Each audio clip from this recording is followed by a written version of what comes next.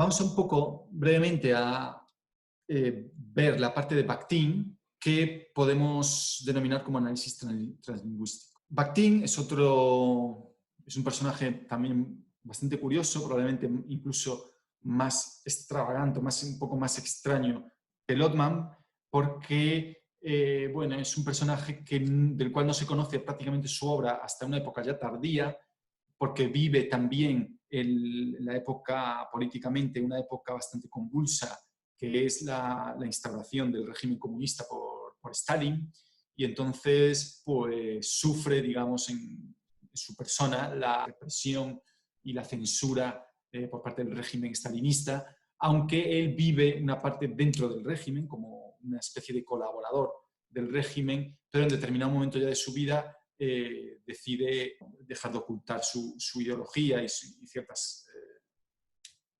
digamos, ideas y críticas que tenía con respecto al régimen, obliga a estar escribiendo durante un tiempo con seudónimos, ¿no? Entonces no se sabe muy bien qué parte de la obra de Bakhtin es propia, qué parte de los seudónimos realmente le pertenecían. Bueno, hay un poco de misterio, ¿no?, con respecto a este personaje y a su obra.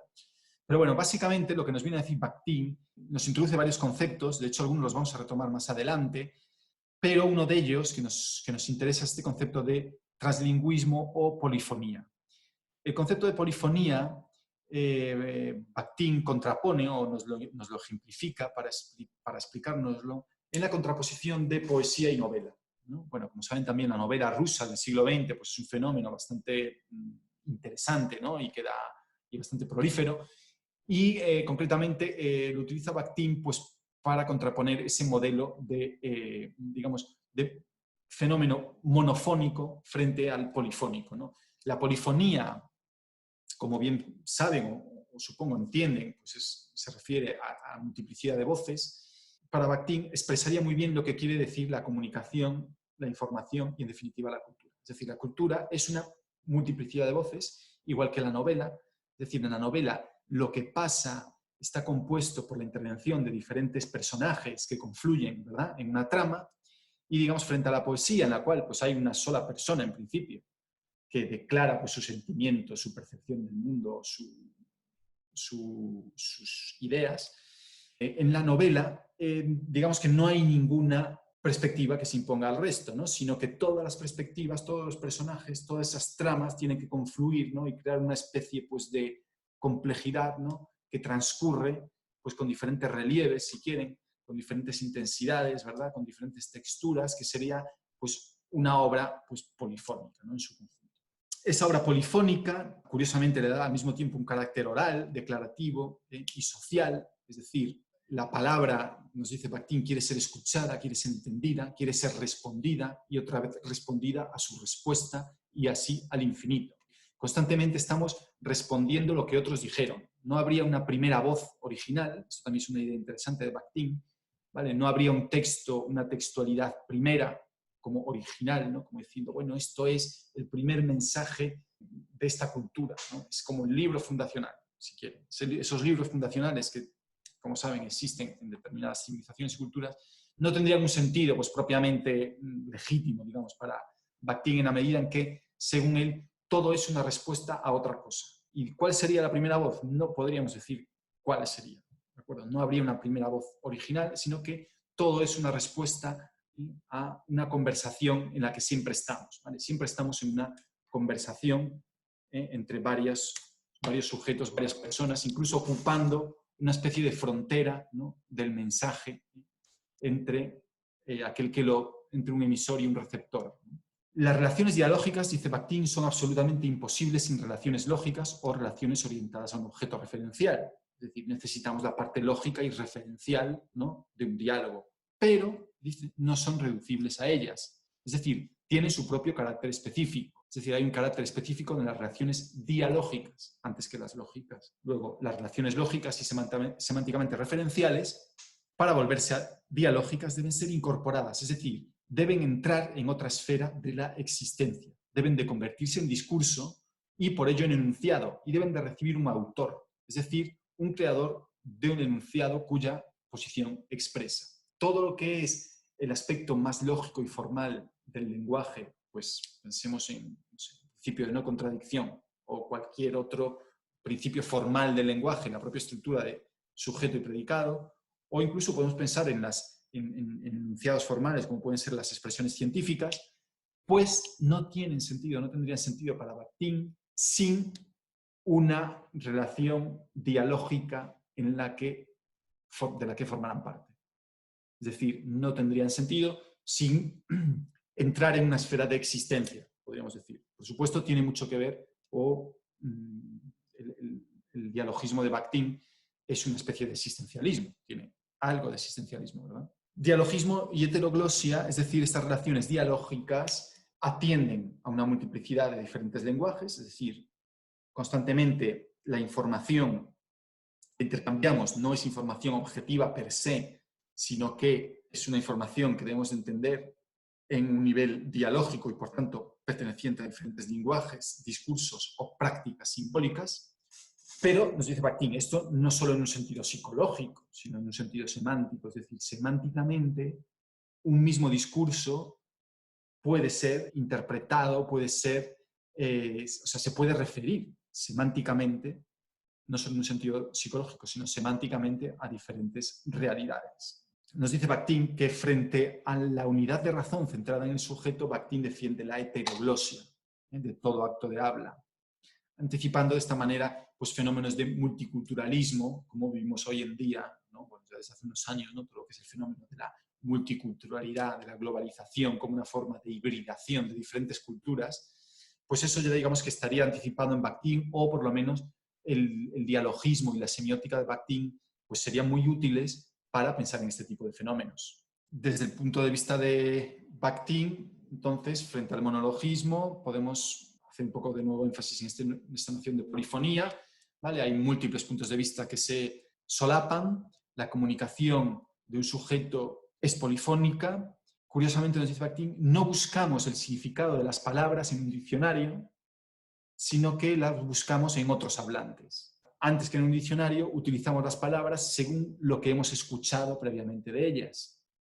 Por eso que nuestra, digamos, toda intervención, todo aquello que podamos decir, es una especie de respuesta a otra cosa. Aunque no sea, digamos, explícitamente, no tenga la forma, digamos, más formal de una respuesta, en realidad toda intervención, incluso lo aparentemente más genuino y original que estemos diciendo, en realidad es una respuesta a otra cosa porque el significado de las palabras que estamos utilizando las estamos agarrando, las estamos extrayendo de conversaciones previas. Toda intervención, todo acto es un acto de respuesta a otras semiosis previas. Incluso dice pues, que las voces se superponen y se mezclan, incluso en nosotros, ¿no? No seríamos un yo como tal, sino que en nosotros hablan una pluralidad de voces. Es decir, no habría un mí mismo, no habría un sujeto, digamos, portador de la comunicación. Lo que habría sería también una mezcla, un mix, una especie de sampler. Es decir, quién habla, ¿no? Detrás de, por ejemplo, de determinada canción, sobre todo en fenómenos como el rap o el hip hop, ¿no? En el que se utilizan, pues como les digo, muchas referencias sonoras o vocales.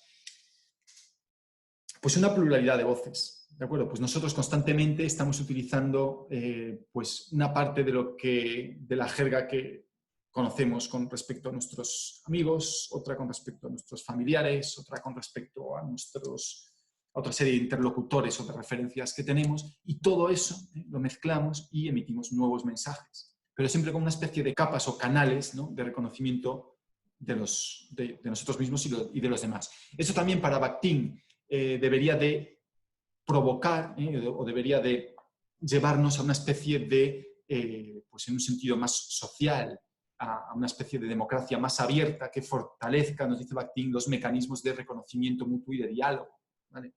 Es decir, debemos de ser más abiertos, más susceptibles de entender lo que nos dicen los demás, tener más sensibilidad con el resto, en la medida en que todos estamos compuestos de todos, un poco, ¿no? Entonces, de todo lo que sean los mecanismos democráticos de reconocimiento de la alteridad, de la intersubjetividad y de los demás, nos deberían dar lugar a este ensanchamiento, ¿no? De la democracia y a una democracia más participativa, ¿no? A nivel mundial, digamos, aplicando a una escala mayor lo que son estos principios dialógicos, ¿no?, del sujeto mismo. Ya vamos terminando. La palabra nunca es tu propia palabra, siempre está en parte en la palabra de otro, que para quien, en cambio, la palabra tampoco es propia. ¿De acuerdo? Entonces, digamos, esta especie de bucle infinito que nunca es nuestra propia palabra, es la palabra de otro, pero para ese otro tampoco la palabra es propia.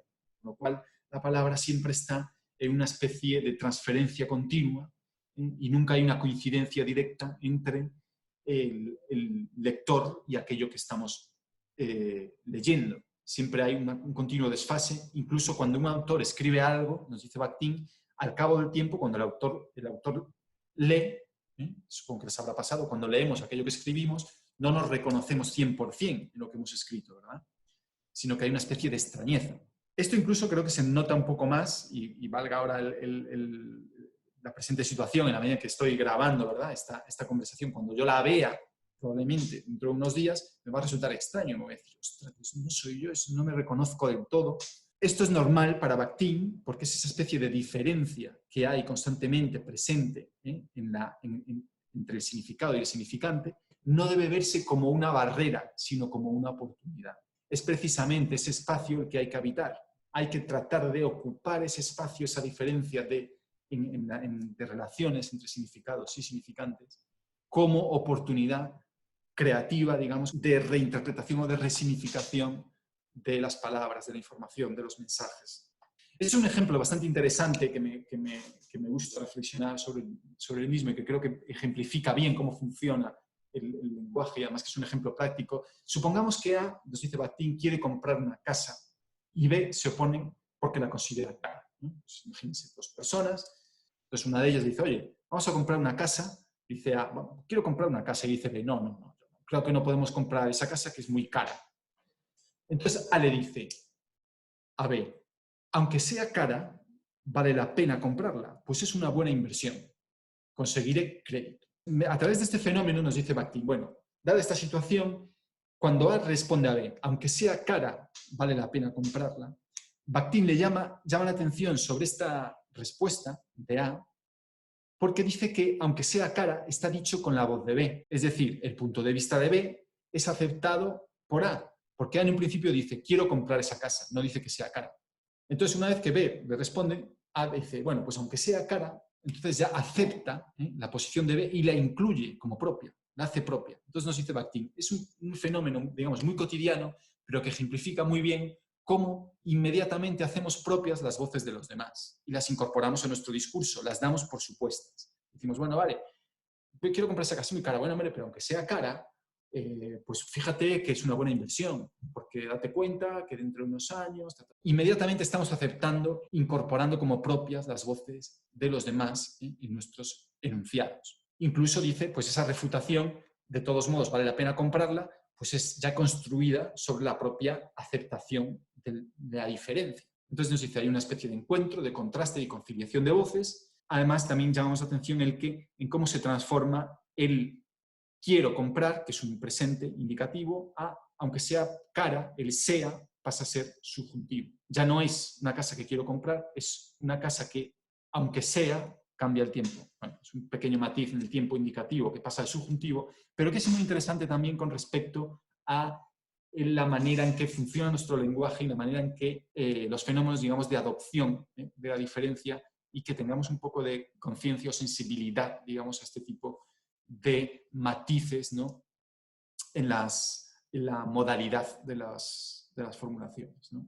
Bueno, claro, imagínense cómo será esta aceptación de la diferencia y esta inclusión de otras voces en fenómenos como lo dramático, lo irónico, lo sarcástico. Pues incluso les dejo también como tarea, si quieren, pensar en algún ejemplo pues, de memes o de fenómenos de retroalimentación irónica o dramática o sarcástica que sean también, pues, que incluyan, ¿no?, nuevas voces, o de en qué manera se resignifican la información en este tipo de fenómenos. Entonces, bueno, ya terminando, podemos decir que Bakhtin abogaría por una reformulación de las ciencias humanas en la medida en que el fenómeno dialógico tiene que tener una especie de valor en sí mismo frente a los fenómenos de discursividad lógica, frente a todo el positivismo, una noción de la economía demasiado ortodoxa o demasiado objetivista, o frente al estructuralismo, el racionalismo, el formalismo, Bakhtin nos va a proponer pues, otra serie de ciencias que entiende que son más dialógicas, pues, por ejemplo, el entendimiento creativo, el propio dialogismo, la declaración,